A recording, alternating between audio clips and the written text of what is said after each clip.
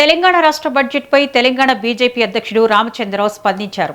భట్టి ప్రవేశపెట్టిన బడ్జెట్ ప్రజలకు ప్రయోజనం సున్నా అని రామచంద్రరావు విమర్శించారు. రైతు భరోసా అర్హులైన రైతులకు 15,000 ఇస్తామని రేవంత్ సర్కార్ హామీ ఇచ్చింది.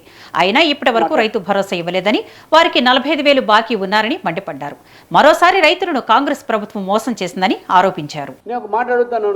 భట్టి విక్రమ గారిని 5 దఫాలు ఇప్పుడు మీరు రైతు బంధు ప్రజలకు ఇవ్వాలి, రైతులకు ఇవ్వాలి. ఎవరైతే రైతు బంధుకు అర్హతలో, రైతు భరోసాకు అర్హతలో 15,000 రూపాయలు మీరే ప్రామిస్ చేశారు. ఏడాదికి 2 సార్లు మీరు ఇవ్వాలి. అంటే ఈ పాటికల్లా ఈ బడ్జెట్ వరకు మీరు 5 దఫాలు మీరు రైతులకు ఇవ్వాలి. ఎంత ఇచ్చారు మీరు? ఓన్లీ ఇది 3వ దఫా మీరు ఇస్తారు.